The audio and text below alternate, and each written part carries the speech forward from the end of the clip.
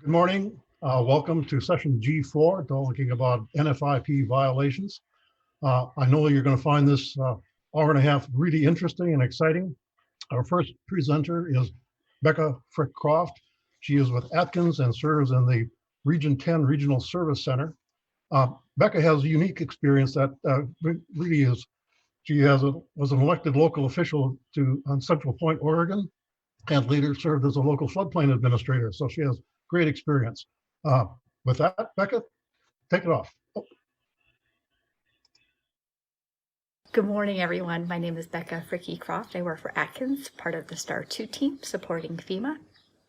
And I work out of the Region 10 Service Center, which is Oregon, Idaho, Alaska, and Washington. And I'm going to tell you the story today, a very personal story about the city of Shady Cove, Oregon, and how they survived probation.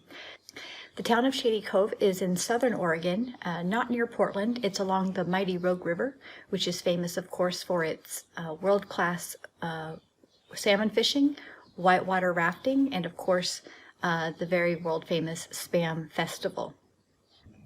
Here's their flood insurance rate map, effective 1980. As you can see, the entire town fits on one panel, and it's dominated by floodplain. The Rogue River runs right through the middle of town. It was devastated by a flood in 1964. As you can see here, it washed out the main bridge. Here you can see it from above, as well as an indication of how deep the water was along the post office wall. After the 1964 floods, the Army Corps constructed a dam upstream. It's called the Lost Creek Dam. It was completed about 13 years later in 1977. That dam provides recreation, municipal water, hydroelectric power. It's a 3,700 foot long and 327 foot high earthen dam. So that dam is just upstream, and as a result of the construction of that dam, it dried up a lot of previously wet lands that are then able to be developed. So you can see right in the middle of town where the river goes through, there's a lot of tax lots that go up from the main road, which is higher on a hill, down to the river, and you can see the houses built along the river. I'm going to overlay here the flood insurance rate map so you can see the floodway lines that go over those houses right there. We're going to talk about how those houses got built in the floodway during this presentation. In June of 2007, the city of Shady Cove received notice that they would be put on probation effective in November because they were not enforcing their floodplain ordinance. So as you may know, probation represents a $50 surcharge for all policies in the NFIP. It lasts for at least 1 year until all the violations have been remedied to the maximum extent possible. And if the community doesn't make any progress, then probation may lead to full suspension from the NFIP, making it making flood insurance unavailable to properties within the city limits. You're probably thinking, though, that that couldn't happen to you. And Shady Cove had a lot of reasons to think that that couldn't happen to them, too, but it did in 2007. And as a small community with limited resources, they decided to hire some outside help. I was working at the time for a small engineering company that supported small towns with their engineering needs, and Shady Cove asked us to support them in working through this issue of probation and correcting some of the violations and developing a plan to move forward. The outcome, of course, or I wouldn't be here, is that Shady Cove was removed from probation within the first year. It's the first time that's ever been done, to my knowledge. It was totally easy, and that's the end of the story. No, it's not the end of the story, of course not. There's lots of things that happened. There's lots of things that happened after that year, and let's go through it together. So my role in this mystery was to figure out a number of different things. First of it was to find out how it happened, what created this problem, and then maybe that answer would help influence what we needed to do to correct the issues. So you may ask, who's responsible? Where do you go? Is there one person or one problem that needs to get fixed, or is it a combination of different things? So before I get into the story part of this presentation, I want to explain that this presentation is based on actual events. The stuff that I'm going to tell you about actually happened. These are real people with real lives, and I'm going to tell the story as accurately as I can. However, I am going to combine some characters and some property case information so that the identities of the individuals are protected. Introducing you to the cast of characters, you see here that we have representatives from multiple agencies at the federal, state, and the local level. Each of these characters represents a different role, and the roles are played by different people over time. The characters all have different personalities and different interests. Some may want to limit their scope of responsibility, their exposure to blame, and others just want to get a particular job done, and they may not even understand how their work relates to the work of others. In this case, we had a city attorney who was just interested in who to sue. That's what he said, just tell me who to sue. The county didn't want to take responsibility because a lot of the violations had occurred years and years ago, and there was a statute of limitations that protected them from any liability. The building inspector at the time didn't understand that he had a role in actually enforcing the floodplain regulations. He thought he was just responsible for the building codes. So lots of teaching opportunities in this story. Of course, we have non-governmental players in this story, the local engineers and the surveyors who we trust to make good decisions and make accurate reports and measurements, and the local real estate agents that have a role to play in communicating risk and disclosing information about properties as they sell. So think about the responsibilities and interests of these characters. What help or hindrance might they be to a floodplain management team tasked with enforcing regulations and correcting violations that have been there for decades? How do the property owners feel if maybe they didn't create the issue? Maybe there was a violation that had been there before they even bought the property. So since I really didn't know much about the NFIP, I decided to start wherever FEMA was at, with whatever FEMA was asking us to do, and go from there. So what were they asking us to do? I took home 2 giant boxes of files that the city provided me that had all of the correspondence, and I started reading. And what I found was 30 years of correspondence and virtually no communication. So let's go back in the file, shall we? Back to 1983, when FEMA sent a letter to this community, to Shady Cove, advising them that they had 60 days to show why they shouldn't be placed on probation. They noted in this letter that there were places where they found fill in the floodway. There were places where documentation was not provided for structures that were in the floodplain. They didn't have as-built certifications. And there was a failure to enforce the ordinance in lands that they had annexed into the city limits. In 1986, the city was cited again by FEMA for permitting new residential development in the floodplain and in the floodway of the Rogue River. 4 years later, there was a CAV conducted by the state, not by FEMA, and this CAV showed no violations or enforcement issues. So you see the city is already getting mixed messages. One agency says that they have lots of problems, and the other one is not noting any violations or enforcement issues.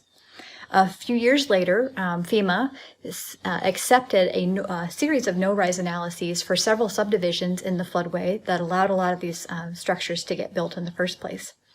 In 1995, another CAV was done, this time by the region, and, surprise, surprise, noted that there were serious issues of development in the floodway. There was a lack of elevation certificates, and this is the first time that you see in the files, they had enclosures below the basement elevation that are now converted to living space. So again, the community is getting lots of mixed messages here. In 2001, another CAV was done that noted 21 structures that had violated the minimum floodplain management standards. This is an interesting one because it was actually prompted by one of our characters, the neighbor. We'll talk about that in just a little bit. The report for this particular CAV had not been processed or received by the community for almost a year. May of 2002 was when the report was received. And that is another mixed message. Is this urgent or not? Since FEMA didn't get the report to them in a timely fashion, it was really hard to kind of connect the issues because it had been so much time had passed since the report was done. The other issue with this particular CAV is that it did not represent a comprehensive assessment of all the violations. It was just sort of a sampling and highlighted some key issues, but didn't really create a full list. And that omission of certain key issues created some problems later on. In 2005, after 3 years had passed with really no significant progress, the region sent a letter to the city giving another 60 days to prepare an action plan to correct those violations.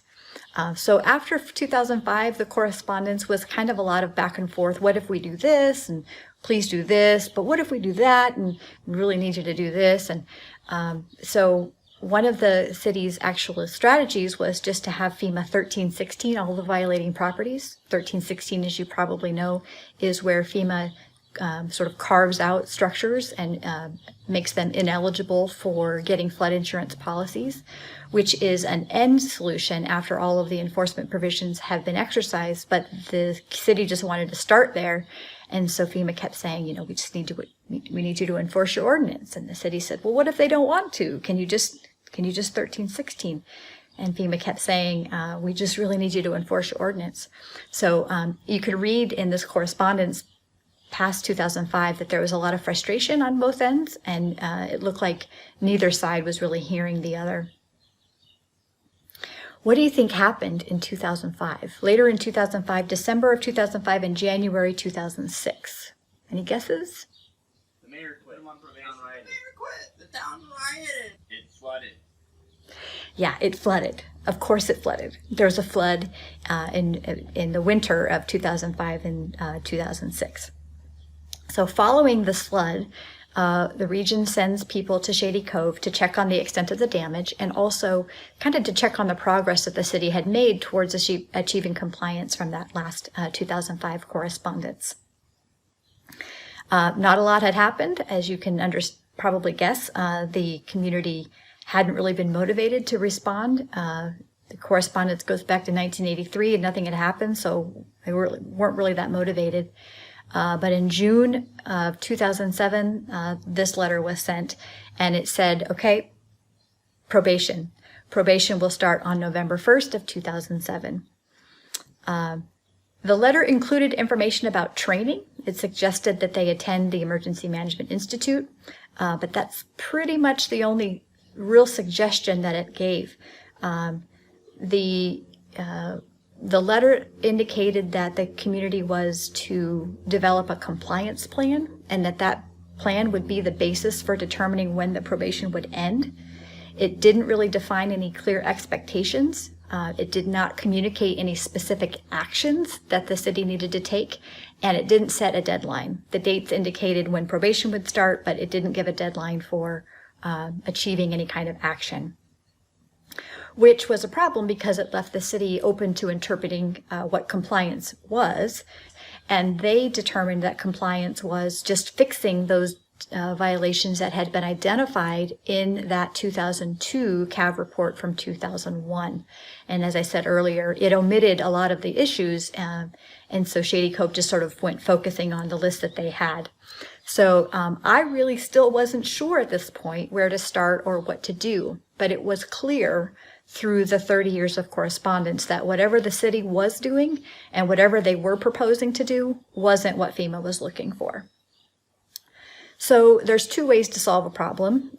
You can do what you're doing better, or you can do something different. And it was evident that we needed a fresh approach, fresh eyes on the situation.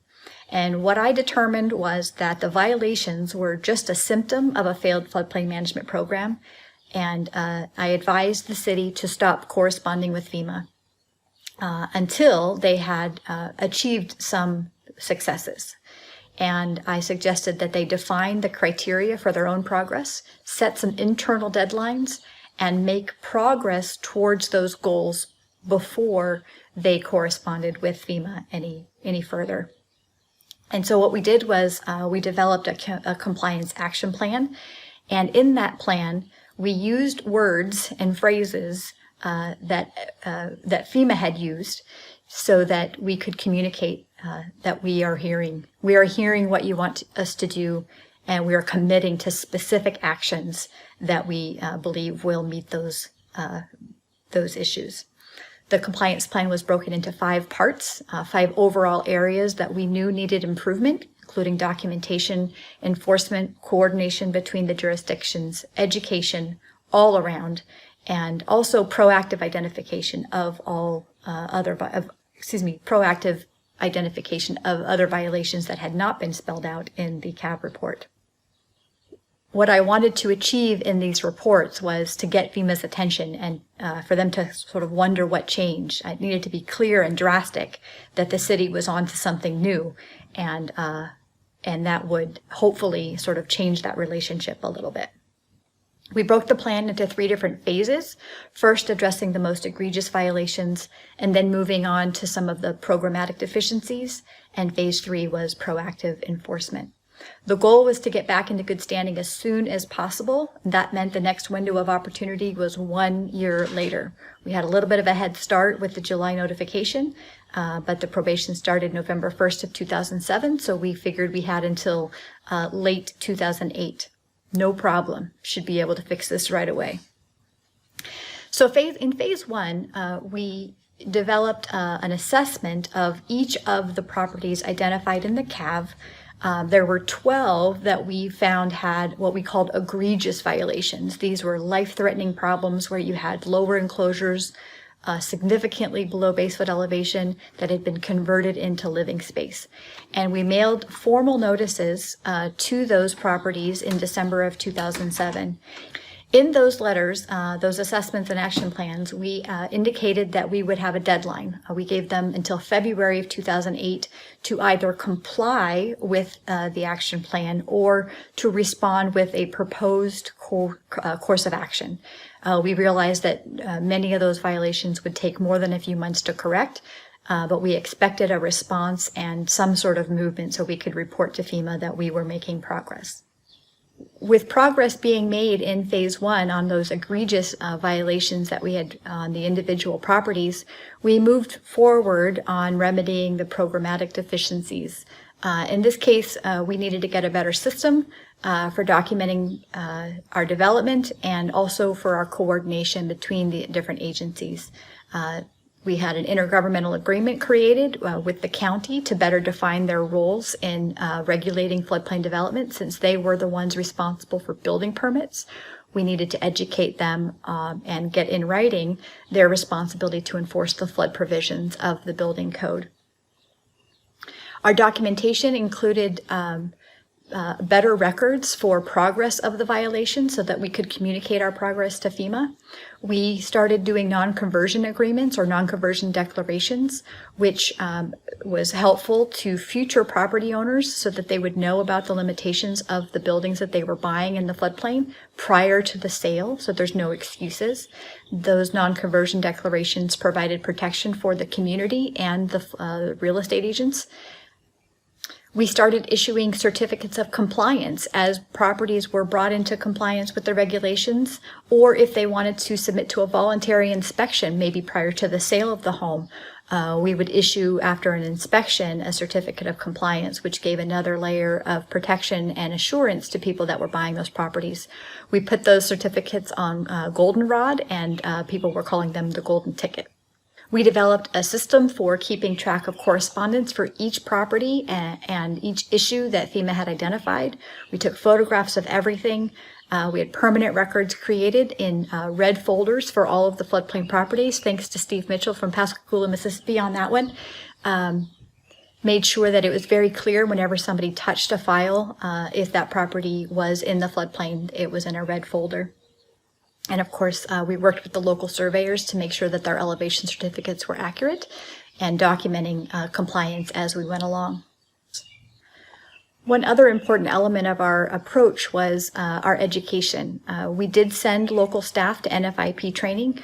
We had lots of open houses to educate the public about the city's efforts, why it was important for everyone to comply and not just the first 12. We had meetings with the local utility companies, who didn't understand that they needed to get permits to set meters. We had regular updates with the city council, and as I said, we did these courtesy home inspections for the certificates of compliance, and provided lots and lots of technical documentation. So I'm pleased to say that after a few quarterly reports and evidence of significant progress in all 5 areas, many of the violations were remedied, or progress was being made, and we had demonstrated enforcement of the local ordinance. What reason did FEMA have for maintaining probation? What more could the community be doing? Nothing. Right, Mark? So I'm pleased to say, and very proud to say, that probation status was lifted within the first year. Even though the city had lots more to do, there was no reason to keep the probation in place, because the city was doing everything that the region needed to show that they were on the right path. But with the threat of reinstating probation looming, the quarterly reports continued. They were critical to show FEMA that there was continued progress on the compliance plan, and that meant moving on to phase 3. Even while the work continued on the original violations, and even though the new program was still new, we were ready for more. The city began conducting random inspections of properties. We continued the voluntary inspections. We sent the staff to additional training, and we started talking about CRS, the community rating system. Not really sure the city was there yet, but at least there was a conversation being made about going above and beyond the minimum requirements of the NFIP, not only to come back in good standing, but also maybe to start earning additional discounts for those policyholders.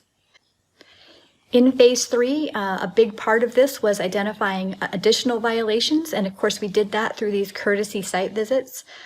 These visits could be voluntary, and some of them were random, but the result was often that we gave the property owners peace of mind, especially at the time of sale.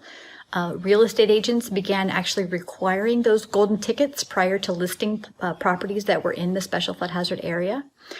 We didn't fine anyone if we discovered a violation during a voluntary inspection, as long as the owner would agree to scheduling to a schedule for the correction of that violation. We did inspections before any new permits were issued. We investigated complaints, entering the neighbor again. And we also offered tools for the community. For example, this self-audit checklist. So a property owner didn't really want to have an inspection, but they had maybe some curiosity about how they would do. So we developed kind of a little survey where they could answer some questions on their own.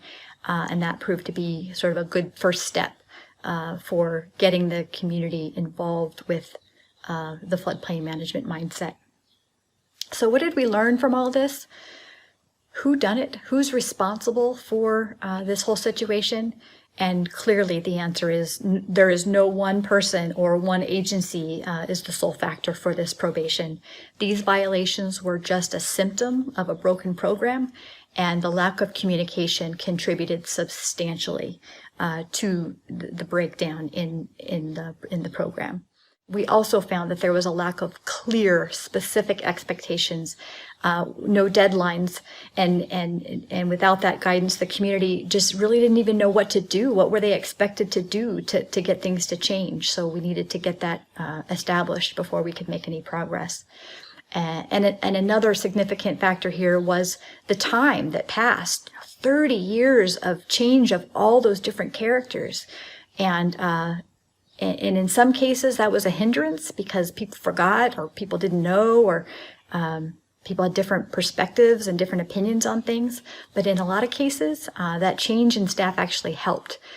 For example, the new mayor, who wasn't in the floodplain and had absolutely no problem enforcing the ordinance against the old mayor, that can be a help as well. Fresh faces, no invested emotions, can really be a benefit. I'm not suggesting that you wait till there's a new mayor to do something, but just note that documentation is really a critical part of any good floodplain management plan, and setting expectations and goals in writing can help communicate the situation to people that would take over these new roles.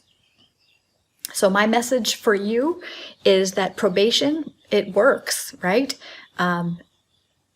It does require, though, that the community has a willingness to reflect and consider and refocus on what efforts they're doing and address the program as a whole. The community has to be willing to accept the responsibility for the change.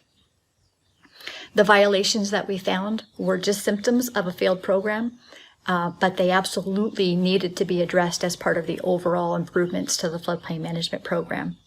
And the other message that I have for you is this could so totally happen to you. My thanks, of course, to our moderator who plays the role in the story of the branch chief. If it weren't for you, Mark, I wouldn't be here today. I also want to give thanks to Christine Shirley, who was the NFIP coordinator at the time for the state of Oregon. She helped me every single step of the way. And of course, Ruth Keith, who in our story is the mayor, not in the floodplain. She believed in what we were doing. She trusted me to make some tough decisions. And without her leadership, Shady Cove would not have succeeded in this endeavor. Thanks for watching, everyone.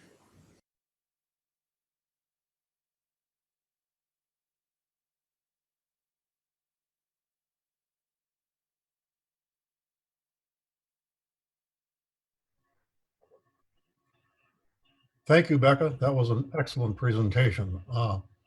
And it was, I was glad to have played a role in that. For clear disclosure, I became the branch chief for floodplain management insurance in July of 2008 while Shady Cove was working its way through the probationary process, and really appreciated all the hard work that the mayor and Becca and actually the rest of the community did. So before we go any further, Becca and I have agreed to have an extended Q&A at the conclusion of the entire session. Go to the Atkins exhibit and you can be directed to that if you're interested, because I'm sure we're not going to get on the session page too. Pardon? The link is down below in the session description. Very good. Thank you, Becca. You So betcha. let's go to some of the questions that we can get some in. The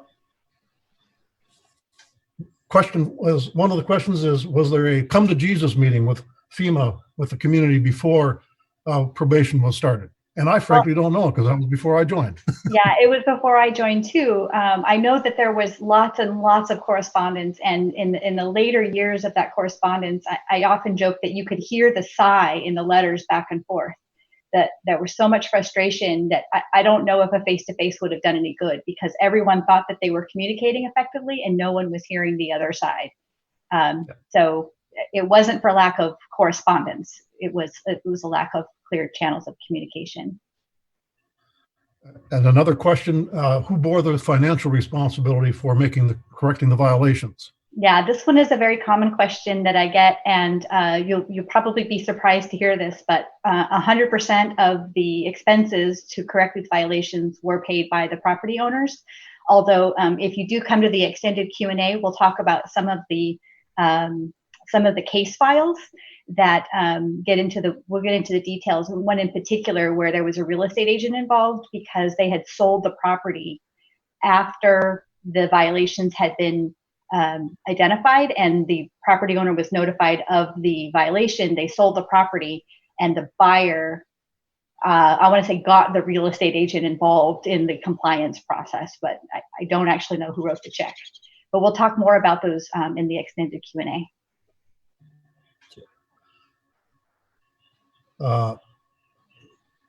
So the looking quickly through some of the questions yet. A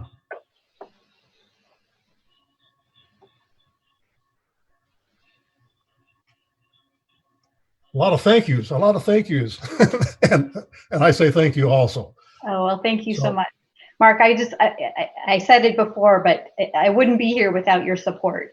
The willingness of the characters in the story to finally come together and work towards a solution was really what turned the ship around.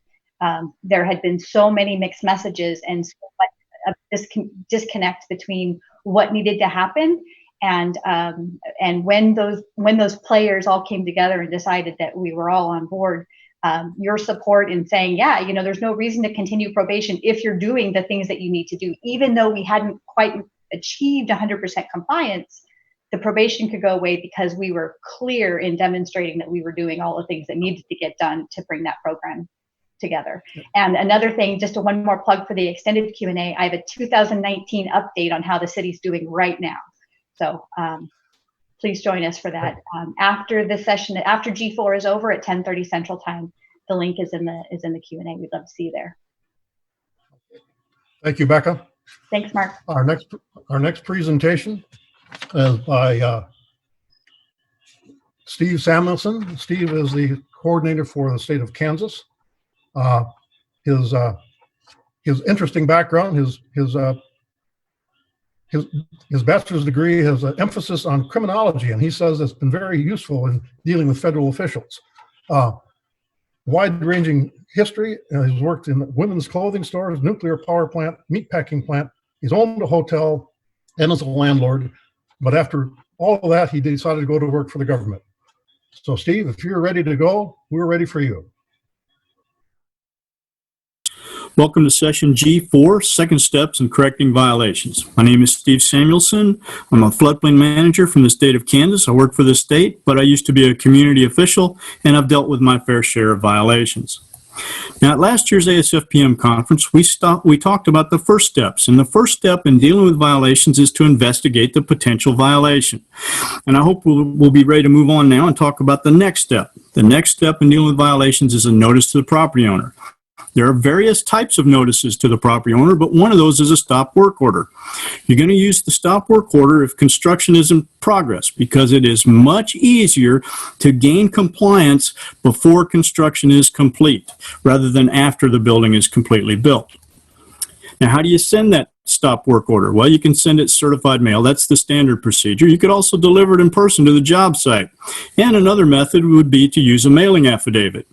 I'm the kind of guy that likes to double up and do certified mail and a mailing affidavit at the same time. If you're not familiar with a mailing affidavit, this is the form. That's what it looks like.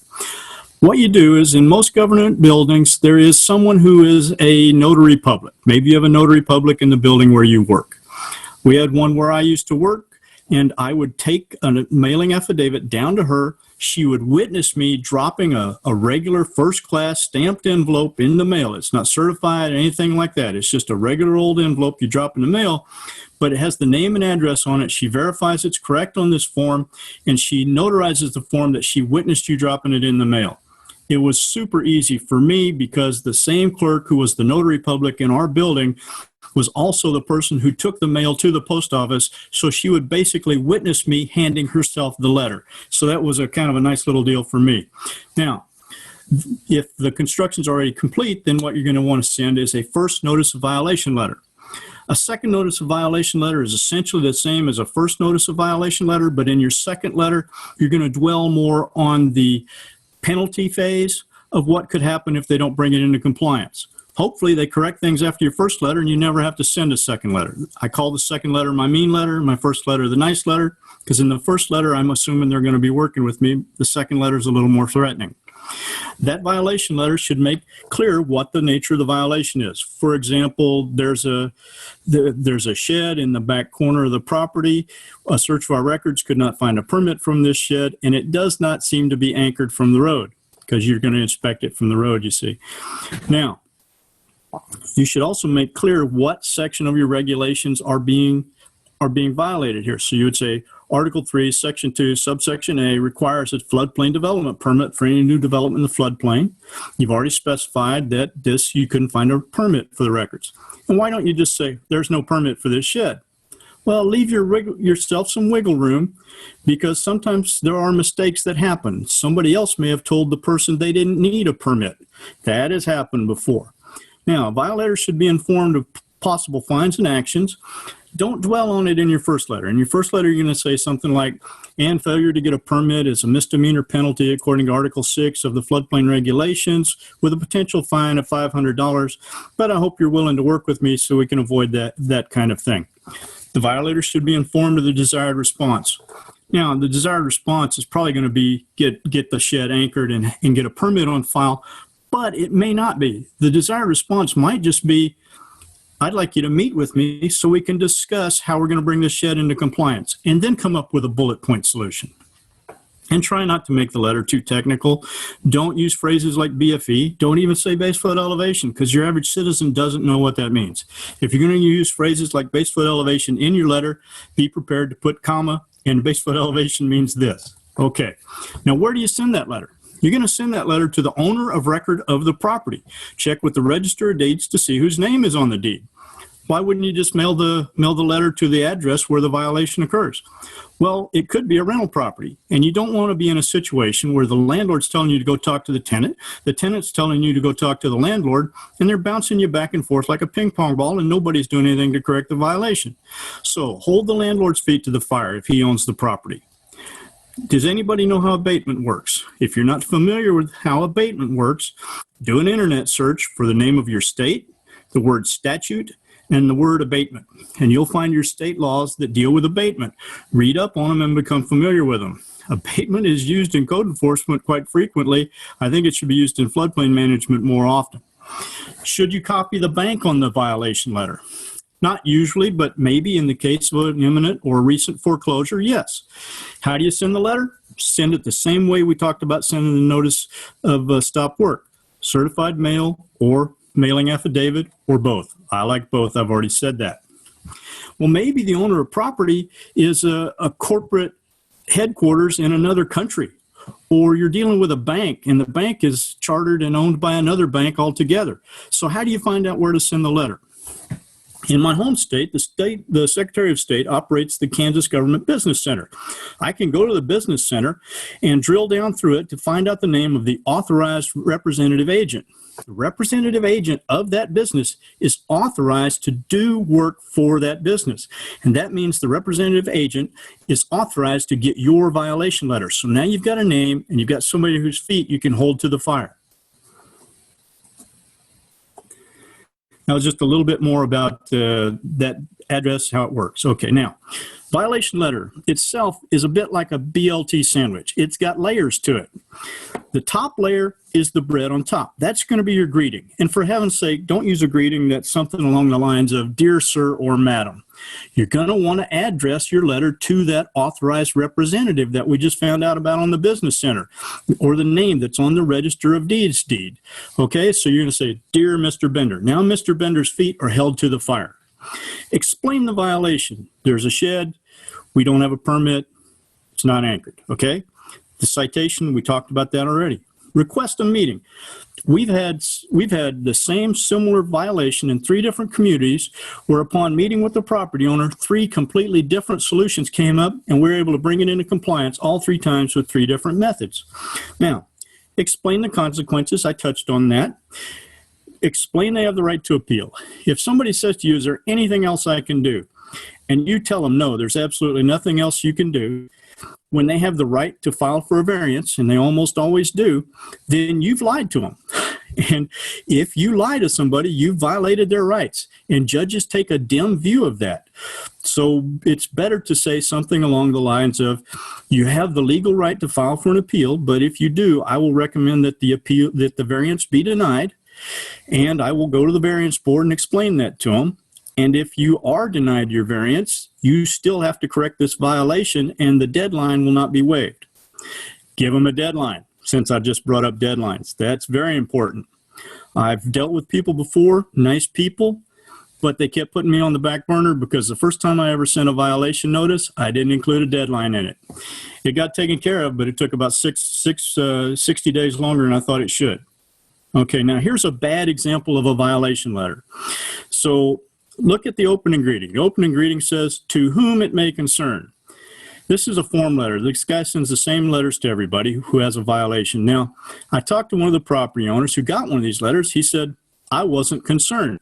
So after reading the opening line, he just threw the letter away. Explain the violation. We talked about how to do that, but this letter says, as of now, you're in violation. That's the explanation. And it says in violation in big bold print. If I got this letter, my hackles would go up immediately, but that's just how I am. But it doesn't give any specifics.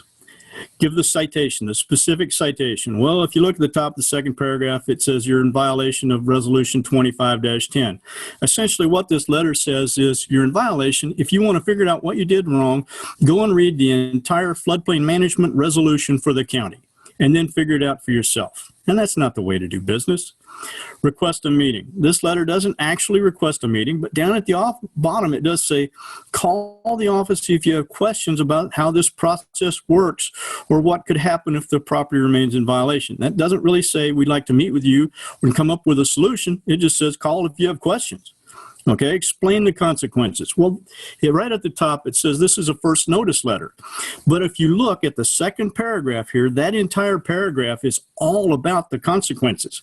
So the paragraph that's twice to three times as big as everything else in this letter is the one that talks about the consequences. And this is what I call the nice letter. It's not very nice.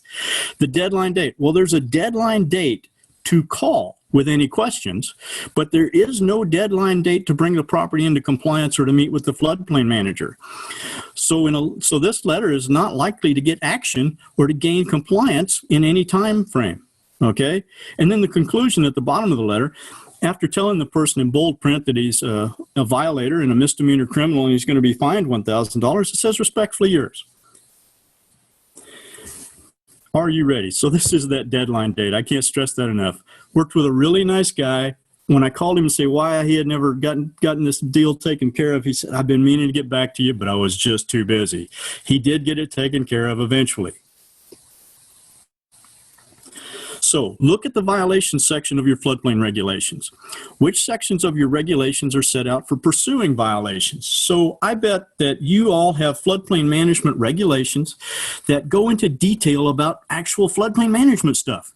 But when it comes to what is the penalty and the fine and what are your rights of entry and how do you pursue violations, I bet your regulations have just one or two sentences and they're pretty weak. In order to protect yourself, I'd recommend that you update your regulations. What about your permit forms? Does your permit form near the signature block for the applicant say anything on it, such as, by signing this permit, I'm agreeing to give the floodplain manager permission to come on the property and inspect the construction? So that would give you the permission to enter and have right of entry to help avoid those kinds of things happening. Okay? How do the guys in building codes, code enforcement, zoning, how do those people handle their violations? Look at that and then compare it to what you're doing with floodplain management violations. I think you can learn a lot. There's a document out there called the Constitution of the United States. And that document contains due process language in both the 5th and the 14th Amendment. That phrase due process happens to come up. And because it's in the Constitution, people seem to expect it, and so do judges. So if any case is going to end up in court, you want to make sure you give people due process and allow them an opportunity to correct a problem. If you don't, then you may be the problem yourself. Now, what is due process? Due process is a reasonable opportunity to correct a problem. If you mail somebody a letter on Thursday that says they have to have this problem corrected within 5 days, and they don't get the letter in their mailbox until Friday afternoon, Saturday and Sunday are a weekend, that effectively leaves them 2 days to correct a problem. Good luck getting a contractor to come out within 2 days, let alone get the problem fixed.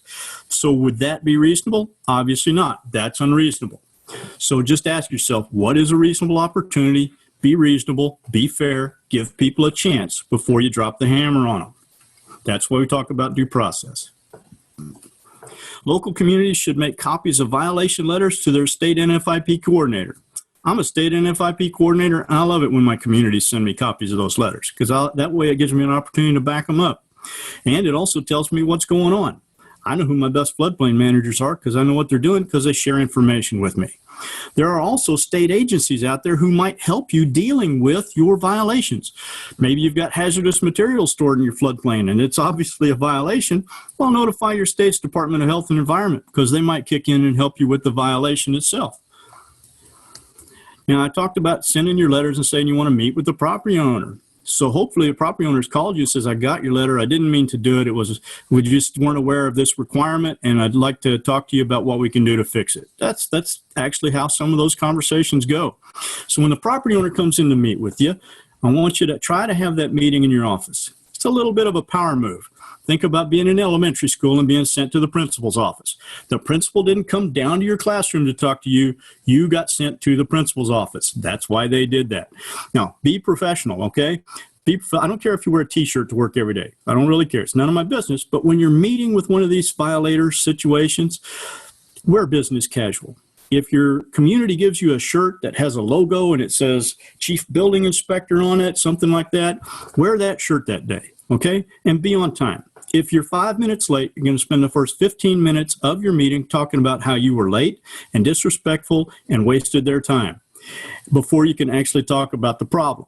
And they're going to try to flip it around and turn it all around on you for being late rather than talking about their violation. So don't be late. Use effective body language. If somebody comes into your office and they stand up and they don't sit down, then you should stand up and invite them to sit down and remain standing until they do.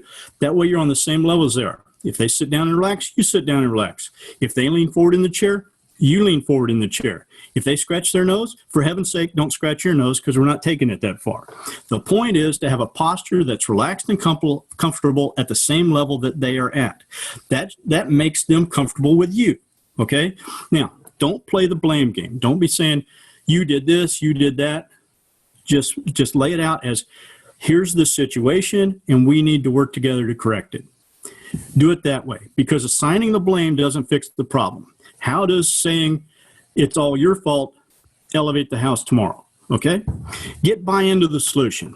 And I'll try to explain how that works. So I had a guy who was a farmer, and a big dude, by the way. And this farmer was the kind of fellow that was like, this is my land. You can't tell me what to do on my land. I'm not going to do your permit, that kind of thing. He came in, he had a full head of steam. So what I did was I explained to him that we have these floodplain regulations in an agreement with FEMA so that we can have the National Flood Insurance Program in our community.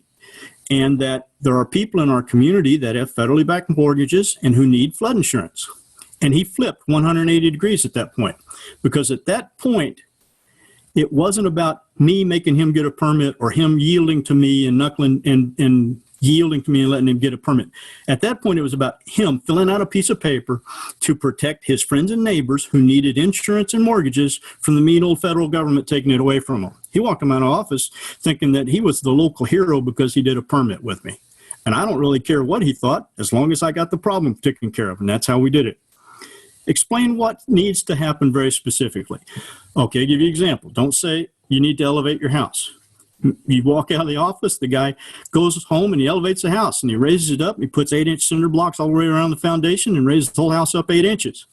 But what if you needed him to elevate it 12 inches? Now you're stuck. What do? That's on you. Okay. Now, there's a skill called reflective listening. Basically, you echo back what they're saying to you in that meeting. So you're meeting with a property owner, hopefully in your office, but it might be out in the field, and they're talking to you, and you just want to repeat back phrases or words that they've said to you back to them to prove that you're listening. I'll give you an example. You don't understand my situation. Your situation. Grandma has cancer of the toe. Of the toe. And we had to spend all of our money on a prosthetic toe for Grandma. Poor grandma. And now we don't have money to hire a surveyor. Okay, so you kind of get the idea. That's how reflective listening works. It proves to them that you are listening to them. And that's all they really want. They want you to be heard. And once you prove to them that you're listening to them and hearing them, they're going to be more willing to listen to you. And then you can talk about the problems and how to solve them. Okay? Because all we want to do at the end of the day is solve problems. Now, after you've met with a property owner, I think it's a good idea to send them a follow-up letter. So I would say to somebody, as they're leaving office, they shake hands, goodbye, thanks for coming in. I'm going to send you a letter this afternoon. You should get it the next day or tomorrow, and it's going to have these bullet points in it that we discussed. And then they get this letter that says exactly what the two of you talked about in your office. Now there's a written agreement from them, written record for you. Nobody's confused. It makes clear communication. And it also creates a paper trail if something has to go to court later. And always thank people. You ever get a speeding ticket? Does the cop thank you for and wish you to have a nice day after they give you a speeding ticket? There's a reason they do that. Stay safe, okay? Don't end up alone in the woods with a violator who's pulled a gun on you like I did, okay? All right? So stay safe. If you don't feel right going to a property, then don't go. Talk to your law enforcement. Ask them to send somebody with you. I once did a substantial damage determination with a floodplain manager in Chapman, and we had the police chief escort us through the property. And most of that was because the landlord and the tenant were feuding, and he didn't want them to have a fight with each other while we were there. So he was more there to keep them apart, but I have had law enforcement go with me on inspections. If you've made a mistake, admit it. Okay, don't be afraid to admit a mistake. I know of a situation where one staffer approved a permit for somebody, but didn't file it correctly. And then a complaint was called in. Another person on staff went to the files, didn't find a permit on file, and mailed a violation letter. And that really turned ugly because a third party who was not even involved got fired because the mayor assumed this third party person was behind it all. So that just was a really big deal. And so if you make a mistake, admit it, admit there's a problem, own it. That's why I suggested leaving yourself some wiggle room in the initial slides for the letter with the first notice of violation. Don't just come out and accuse people of things because maybe there's a mistake that's been made. Leave yourself some wiggle room to back it out if that mistake has been made. Now, some people think that it's better to ignore you and that you will eventually go away if they just continue to ignore you. Well, they don't know you very well, do they? All right? So for those people who refuse to come to the table, who refuse to work with you, you may have to take them to court. And we've been keeping a paper trail with all of our notices of violations and our follow-up letters after our meetings. So we've got documentation that we can use to support our court case. All right? So if you want to know more about the third steps in the violation process of going to court, I would recommend that you look at the ASFPM News and Views from February 2019. It has a good article in it about going to court. Well, I say it's a good article because I wrote it, but you make your own opinion. This has been Steve Samuelson with the state of Kansas, and I thank you for your time. Well, they don't know you very well, do they? All right? So for those people who refuse to come to the table. Thank you, Steve. That was really an excellent presentation. Not only full of information, but with great humor as well. I was monitoring the questions. I didn't see very many questions, but I'd like to ask you one. What is an allegation letter? Oh, thank you, Mark. I should have explained that better in the presentation. So a letter of allegation is one where you send a letter out, you've had a complaint maybe, and you send a letter to the property owner that says, hey, I'm going to come out at 3 o'clock on Thursday afternoon because there's an alleged violation on your property. Let's say it's a shed that's not anchored. Well, what happens with an allegation letter is that sometimes the property owner knows you're coming at 3 o'clock on Thursday. And at noon on Wednesday, they fix all the problems so that when you show up, you don't have anything there to see. Maybe they move the shed or they put anchors on it because they know you're coming. So sometimes an allegation letter is a tool that fixes problems, and that's all we want to do is fix problems, okay? So allegation letter is a great tool to use, but if you ever send an allegation letter that says, I'm going to be there at 3 o'clock, be there at 3 o'clock, be there on time. Thank you. Okay, I'm scrolling through the questions here.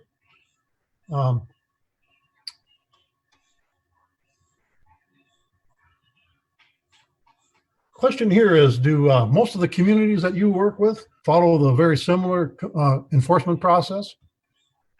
About, I want to say 8-9 years ago, I started teaching a violations and enforcement class.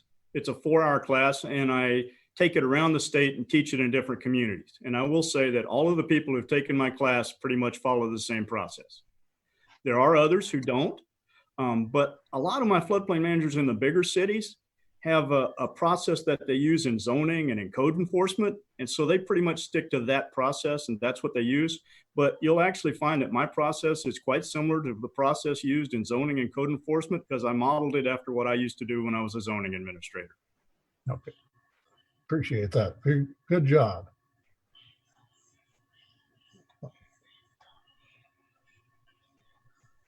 Let's see, I'm again looking through here.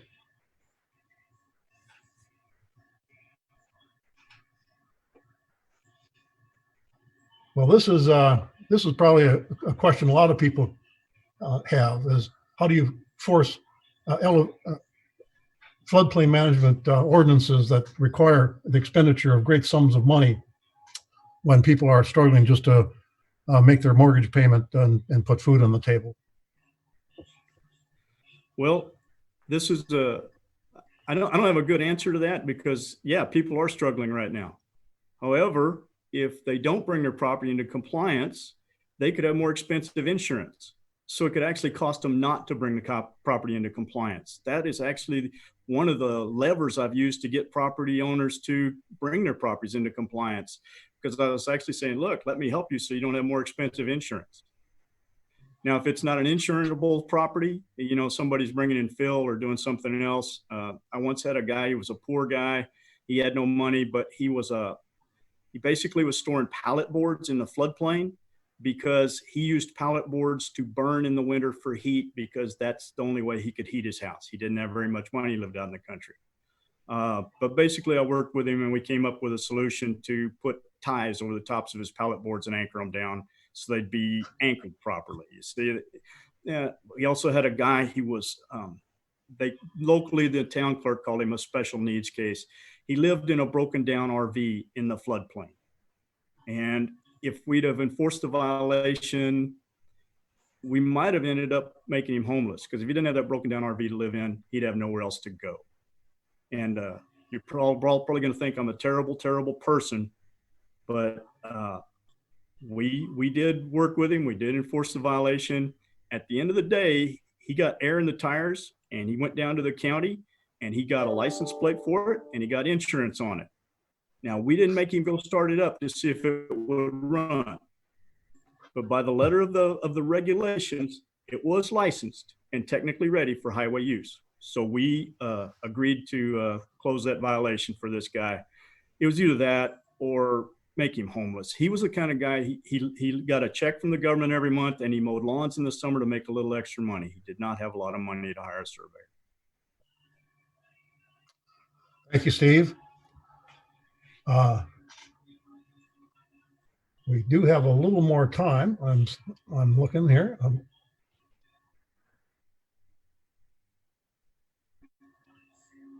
So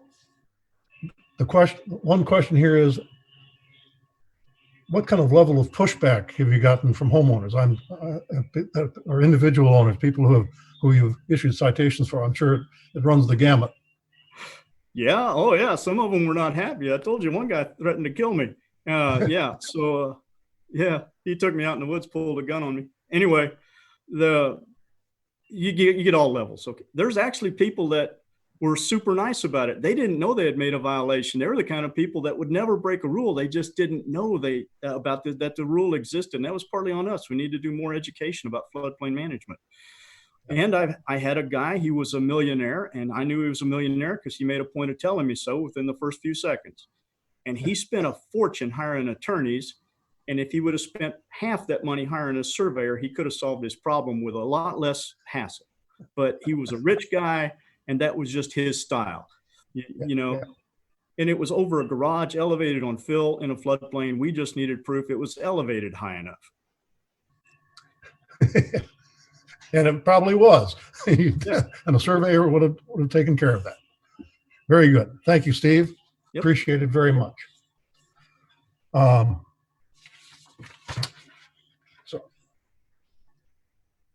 Okay. That was Steve Samuelson from the state of Kansas. And now our next presentation is going to be by two people from FEMA.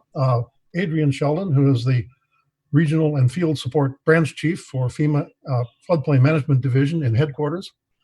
She's going to be joined by Molly Caput, who is the FEMA Region 1 Senior Natural Hazard Specialist in the Floodplain Management Insurance Branch of FEMA. So Adrienne and Molly, take it away. Hey everyone, I am Adrienne Sheldon with the Floodplain Management Division at headquarters within the Mitigation Directorate of FEMA and Resilience. I'm the branch chief for regional and field support, and I'm with my colleague from FEMA Region 1, Molly Caput, who co-chairs the Substantial Damage and Disaster Operations Committee within FEMA Floodplain Management. And we're here to discuss where we are headed with post-disaster floodplain management within FEMA. While it's not the only component of post-disaster floodplain management, substantial damage compliance is certainly one of the most significant efforts that FEMA supports. And it is clearly a local NFIP participating community responsibility. We at FEMA have acknowledged that there is some work to do here to improve both community performance as well as FEMA support provided to communities in order to better ensure that there is compliance within these NFIP participating communities and accountability when it comes to implementing and enforcing the substantial damage provision of floodplain management regulations. Today, we'll be talking primarily about how we have evaluated what's going on in the field with FEMA support and how communities are doing post-disaster with really implementing this provision. And we're also going to talk about not only what we've learned, but how that knowledge and moving forward with ways that we can improve our support and help to improve what communities are doing, help to support them and let them better implement this provision and work on program changes that we can do to get them there. So with that, I will start talking about what we did after the 2016 flood event. So you all may recall that in 2016, there was very significant flooding that happened in Louisiana in and around the Baton Rouge area. And FEMA was there to provide support to several communities with substantial damage. So there were a lot of contractors that we sent out in the field to support communities primarily with data collection, but also with some training and outreach when it came to both the substantial damage estimator tool, which most of you are probably familiar with, and the basic requirements of what communities are expected to do post-disaster and implementing and enforcing this provision in their regulations. So after the 2016 flood events, we evaluated all this contractor support that was provided to communities, acknowledging that tens of thousands of properties in Louisiana were evaluated for damage.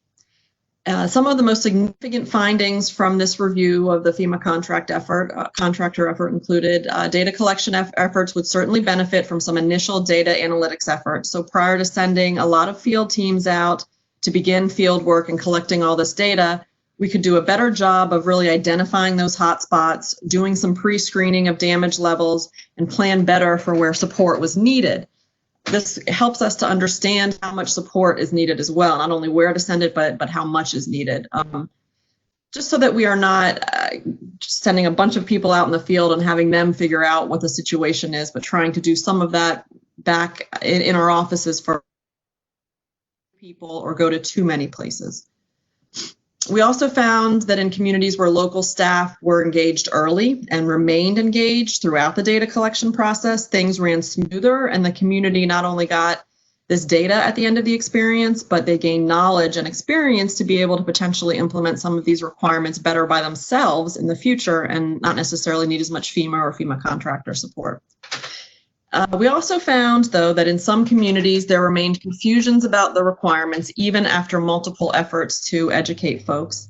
We feel like this was primarily due to a lot of different competing priorities post-disaster, but also the fact that some of these communities were probably not very well informed about these requirements before the disaster. So there was a lot to learn sort of all at one in a shotgun approach. So we feel like we could probably do a better job of helping them through that, not just post-disaster, which leads me to the next point. A lot of early help is needed, but it also spoke to the need for more sustained engagement and highlighted the need for blue sky reminders about substantial damage requirements. Communities who are really just understanding those requirements and how to implement them post-disaster are clearly at a significant advantage to those who are already aware of them and have done some pre-work and are just better prepared overall. Finally, even after working with communities and explaining floodplain management regulation implementation and enforcement, and that it's a basic NFIP community expectation and requirement, we still heard a lot, oh, this is the FEMA requirement, and this is the FEMA data that we're getting from FEMA contractors who have been out in the field. And there really wasn't a lot of community ownership taken of not only the substantial damage data that was collected, but also of the process in terms of issuing substantial damage determinations after FEMA and the contractor there every day providing support. It was really the expectation that the community would then take that data and review it, maybe go out in the field and do some double checking of the data if they had questions about something, and use it to issue their determinations. So there was an expectation that they would take ownership of this data and then issue the determinations. And we found that in some cases they were still calling it FEMA data. What was even more bothersome was in some cases they didn't seem to be taking the data and issuing determinations. That was obviously a real problem for us after having invested in this effort and finding that some of the data wasn't being used. So now I'm going to hand it over to Molly to talk a little bit about what we learned specifically in 2017 post-disaster after Harvey, Irma, and Maria. Yeah, so thanks, Adrienne. We at FEMA used the 2017 event to do a customer experience review via contract support in both Texas and Florida, trying to better understand our customers, community officials' experience post-event, and how these experiences related to the FEMA support we've been providing in the field. So the contractors went out and conducted in-person interviews with a lot of the communities. In Florida, this was particularly interesting because a lot of people had experienced flooding in 2016 and from a variety of events, and so had opinions about FEMA support and their feelings throughout the process post-flood. So on the screen you're seeing is the compiled information for a journey for local floodplain officials, starting all the way at the left with the actual event. My community was impacted by a hurricane, there's flooding, I don't know what to do. And then you can see the journey throughout the process to recovery.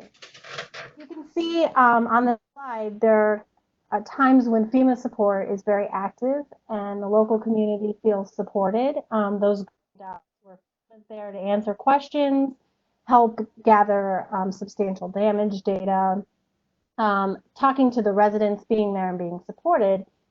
And then at some point, the FEMA support and the local floodplain administrator feels like there's a lot of burden on them to make decisions, permitting decisions, really having conversations with local communities. So we really identified this as their journey and how could we help make more of those red dots green. So move on to the next slide.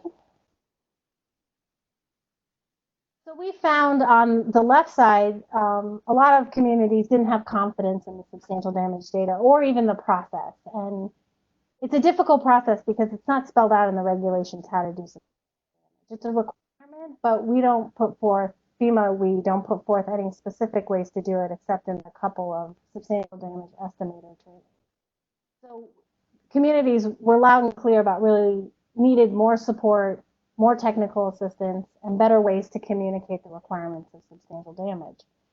So we really were trying to address how do we move communities from not having confidence, not having the answers, to they have the answers. They understand why they are making substantial damage determinations and understanding that it's for both compliance and resilience for their local community.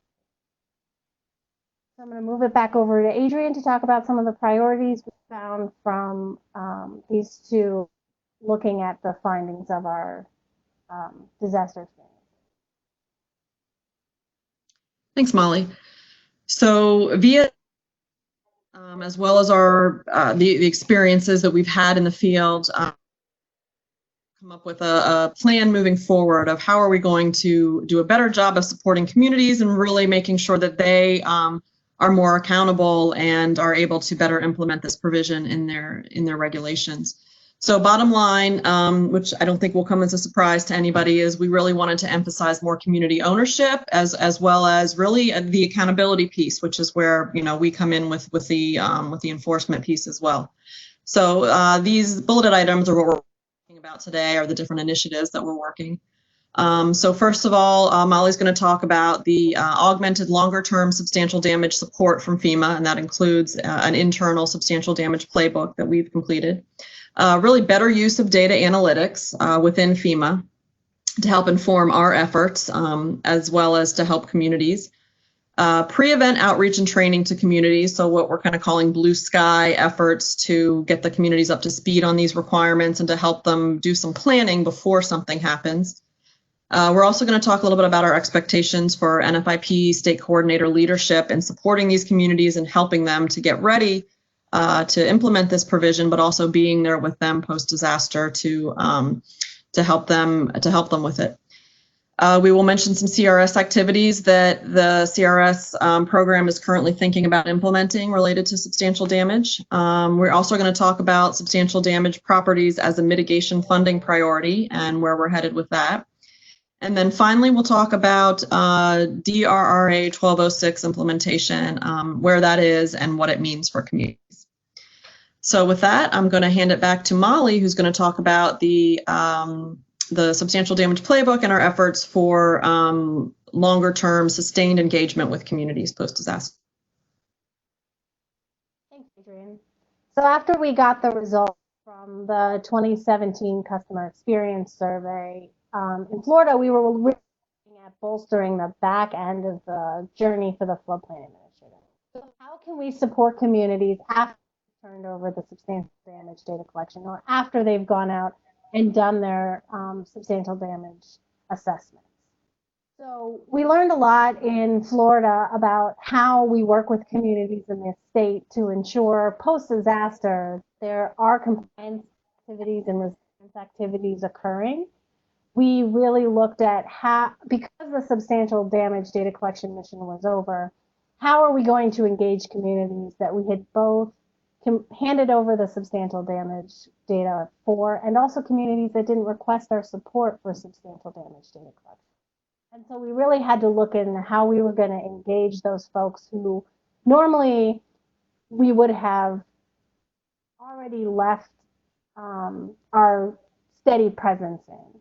We wanted to make sure we were having a point of contact with these communities on a longer term basis. So anytime a question came up, we were there to answer their question. We learned a lot in this first event on how to collect and manage the data, how to engage with communities when they weren't expecting us to come back because we hadn't in the past. We took this information and then used a pilot program again in North Carolina in 2018 after Hurricane Florence. And because we had already had the experiences in Florida, we were able to get this pilot program up and running a little sooner, still while the substantial damage data collection was going on, and engaging communities earlier in the post-disaster process to let them know we were going to be around for a while to offer support, come in and meet with them on a regular basis to really monitor how their compliance activities were going, and if a snag happened, that we were there right away to assist with them. This was very illuminating for us because some of the communities were surprised to see us after they said, oh, we don't need your assistance with substantial damage data collection. And then when we came back a month later after we had given them time to do the data collection, they were really surprised to see that we were continuing this level of support. And I think in a lot of cases that really helped communities make better decisions for both compliance and eventually compliance leading to resilience to make their residents safer and stronger.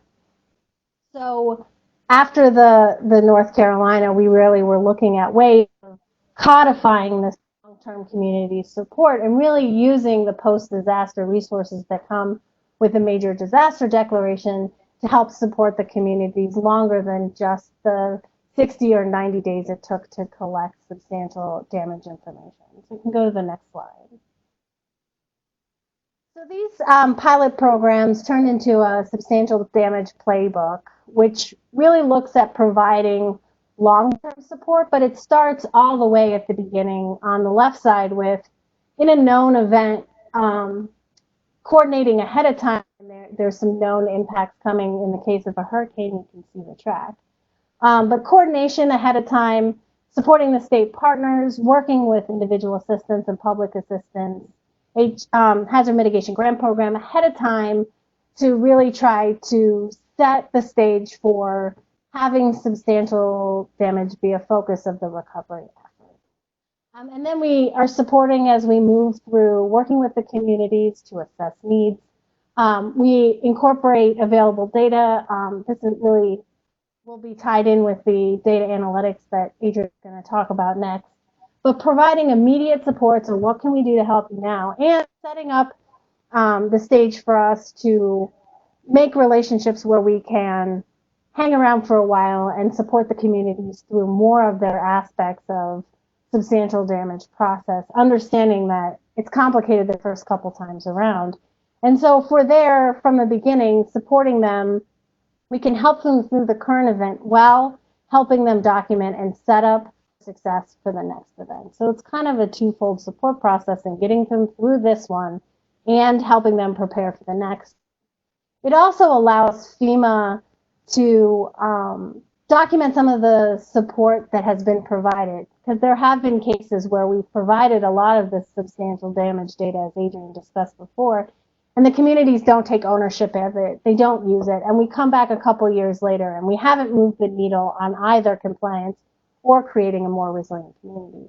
So through our substantial damage playbook, we talk about documenting the support so that when we move away from the support into the compliance aspect, and when we transition from the field operations and the joint field office into regional operations for follow-up and compliance, we have the whole history of how we've tried to help that community really meet the requirements of the regulations for substantial damage. So this playbook is really focused on FEMA operations. It's a FEMA document for FEMA employees to really help them document and support local communities so that we can move the needle on both compliance and wisdom. So I'm going to turn it over to Adrienne to talk about some of the data analytics side of aspects that are going on in substantial damage. Thanks, Molly. So over the last several years, Floodplain Management has been making increased use of digital data to help us assess damages. We have found multiple uses for data analytics in terms of substantial damage, support post-disaster, and community accountability ultimately. These primarily include early identification of hotspots where field inspections for substantial damage are needed or where further investigation may be necessary. We've also considered its potential use for at least initial substantial damage determinations, particularly for very high and very low levels of damage. So actually using this data to help us make those determinations, understanding that property owners might come back with better data and be able to help us better understand the situation on the ground. And finally, compliance follow-up for use by state coordinators and FEMA when verifying that substantial damage was enforced. So we now have information to indicate where substantial damage determination as a starting point in community discussions and as an enforcement mechanism. So when we go back and say, okay, community, show us what you did for these 50 properties that clearly had 3 feet of water based on our data analytics, and the community says, well, we don't have any records of doing anything there, we're potentially going to have a problem with how their program's being implemented. But it gives us some data as a starting from with the community. So right now, Region 6 Floodplain Management is leading an effort to develop a national SOP for FEMA post-event in how we're going to do data analytics. And this is either going to be incorporated within the playbook that Molly talked about or be sort of a companion to the playbook. Really what we are focused on right now for data analytics is those flood depths and depth damage functions as a way to determine what's likely going on at these properties, acknowledging that there's always going to be limitations when you're doing data analytics versus actually being in the field and looking at the properties. Okay, next slide. Okay, I'm going to talk a little bit about Blue Sky outreach and training, which I mentioned previously. So we have not started this piece of our overall plan yet on a national scale, but Region 3 has developed some training that's actually won a DHS Administrator's Award. They have gone into communities and helped them to evaluate their current program and really look at what needs to be done to bring them to potentially a better place. There is an initial self-assessment that's involved, and there's a workshop that's being conducted within these communities where a lot of different local officials and folks in local government are brought together to really talk through this process and to understand what it means and what the requirements are, and how they can be working better together to implement it. So it's a really interesting model, and we hope that we can use a lot of what Region 3 did on a sort of national scale and figure out how to work this. Okay, next slide. Another initiative that we're working is making some changes to the SASE cooperative really began in FY19, I believe, to better explain or to be a little bit more explicit, I guess, about what our expectations were from state coordinators in terms of substantial damage support to communities. While some state coordinator offices have had for a while very robust post-disaster programs, and specifically ways that they help with SD enforcement and field teams to collect data, FEMA identified the need that we really needed to prioritize this further and make it a very clear requirement for state coordinators to make sure that this was something that was being done across the board in all states. State coordinators are expected to provide post-disaster assistance and support to NFIP communities under this agreement. So since fiscal year 19, the CAP SASE Notice of Funding Opportunity has stated that state NFIP coordinators must ensure that they are conducting activities to prepare NFIP communities to enforce the substantial damage provision of their regulations. So a lot of states already, or I should say a few states already had plans that were being implemented post-disaster to support communities, and even pre-disaster to help communities prepare for substantial damage implementation and enforcement. But a lot of states didn't have these. So we were looking to really ask states to take the time to lay out what their plan was to support communities. So a lot of states have since developed these, and others are working on developing it right now. But as I mentioned, some communities already had good examples of state plans and had been very active in supporting communities. Or it wasn't really a new concept to a lot of states. And now I'm going to transition it over to Molly to talk a little bit about where our CRS program is looking to head with substantial damage as they do substantial damage related activities and credits.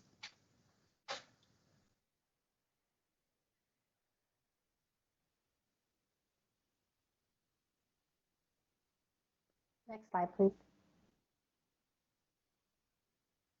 So I think it's important to note that Floodplain Management Division is really looking at all the aspects of floodplain management to try to move the needle on substantial damage compliance. And so we've heard a lot about the state coordinators and post-disaster operations, but CRS is also looking at its most exemplary communities in the NFIP to ensure that they're also preparing for substantial damage operations post-flood. So there are some substantial damage related activities being considered for future program updates. And it's really looking at property management planning to ensure that the information that you can gather pre-flood to make sure that you're ready to do a substantial damage mission is all in one place and compiled to make a more efficient process.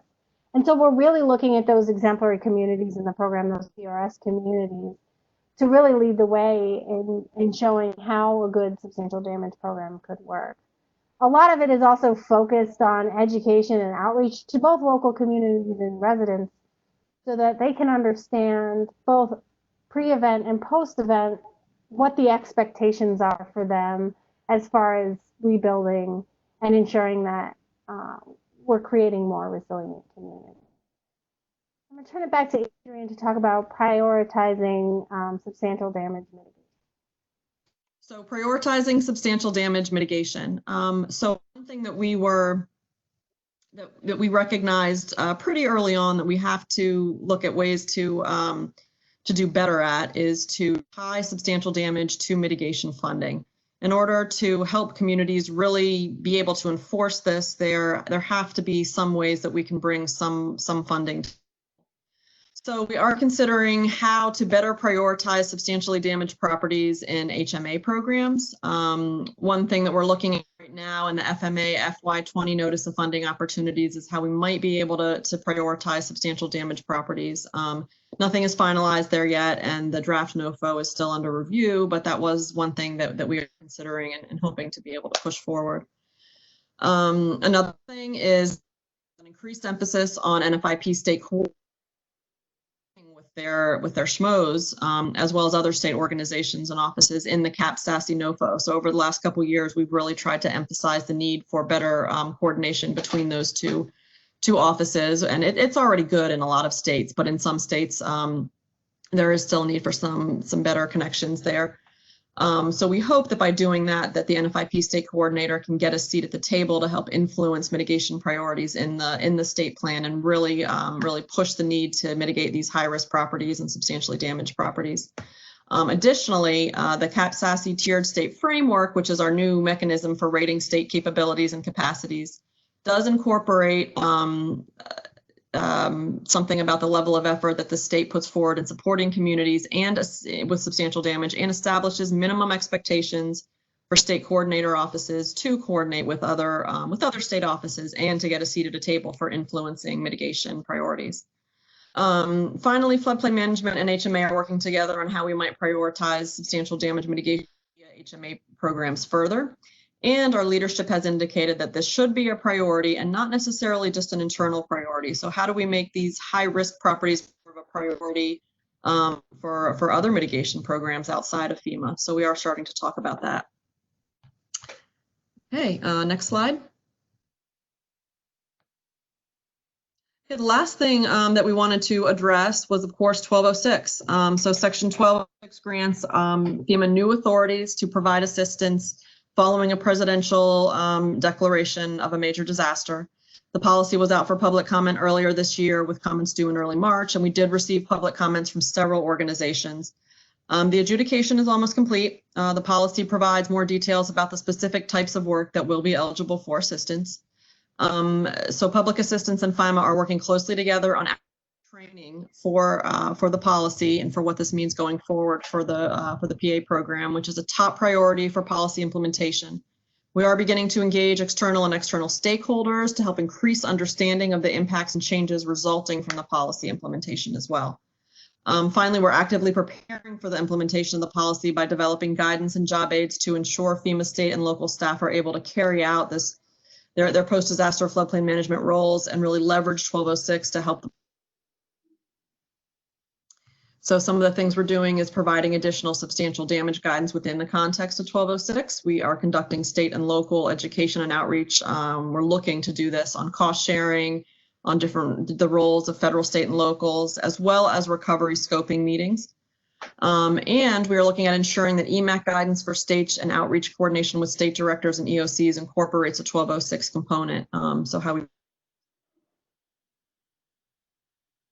about 1206 is that we feel that it does encourage state and community ownership of post-disaster floodplain management work a little bit more than maybe has happened in the past, including substantial damage data collection as well as enforcement. We do expect the post-disaster FEMA floodplain management role to move towards training, outreach, and technical assistance rather than direct support with data collection. There will still be some ways for us to do this, but it will be more limited now that we have this authority. And we know that substantial damage compliance is more effective when officials can make those funding connections. So so we hope to help to influence that as well. And with that, we will take any questions that you all might have.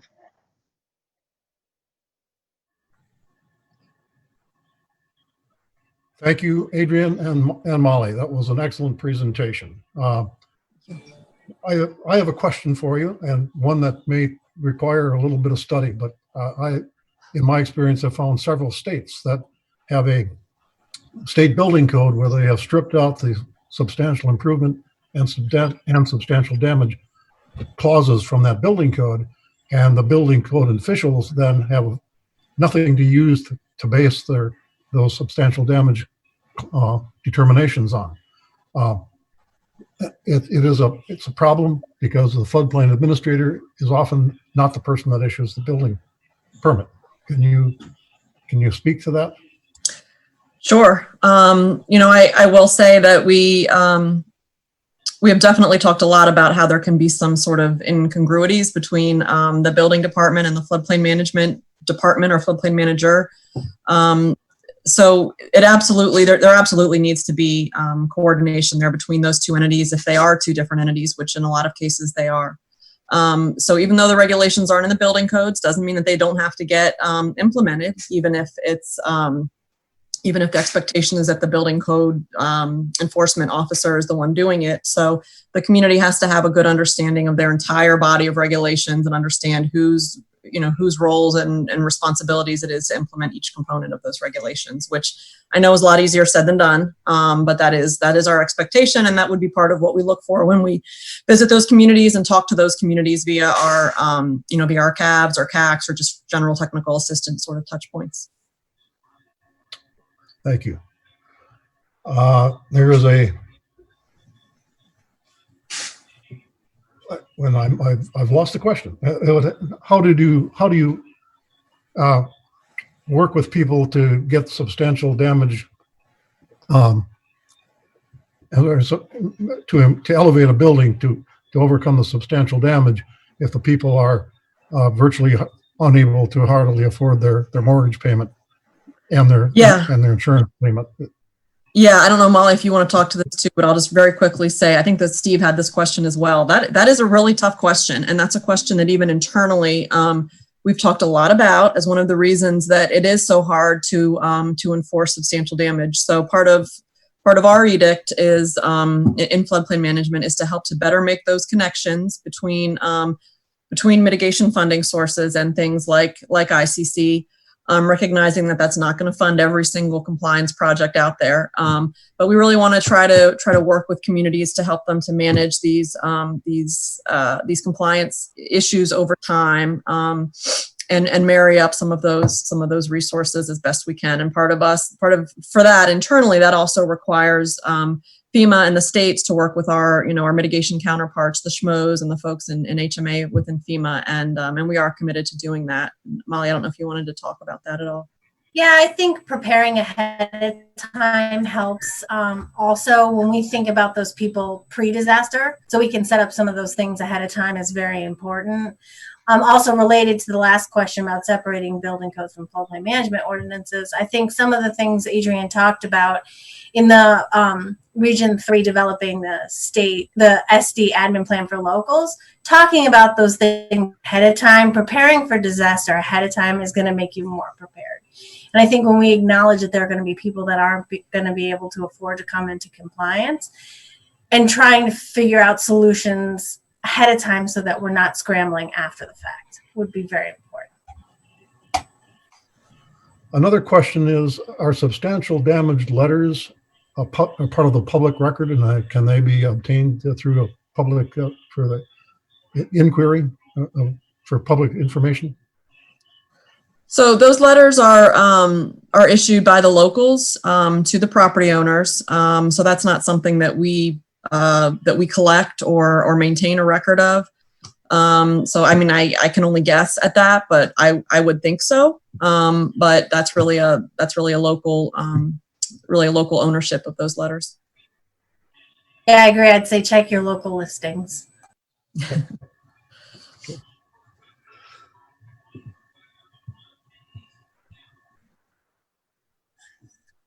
Okay, I'm scrolling through. Mm-hmm. Can you address the issue that many people whose homes have been substantially, we asked this, some people who have lack of resources. Sorry about that.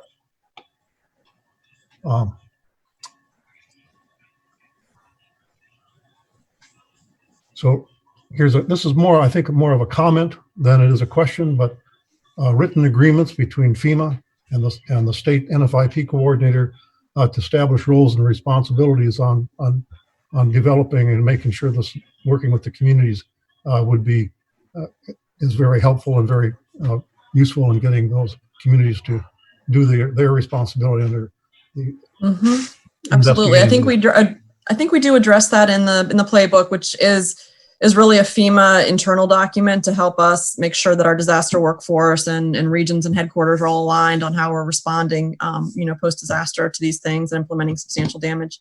But we absolutely agree that it's key to work with our state partners and establish kind of who's doing what and how we can best support each other. That's highlighted in our playbook that you got to do that early and often and have a good solid plan.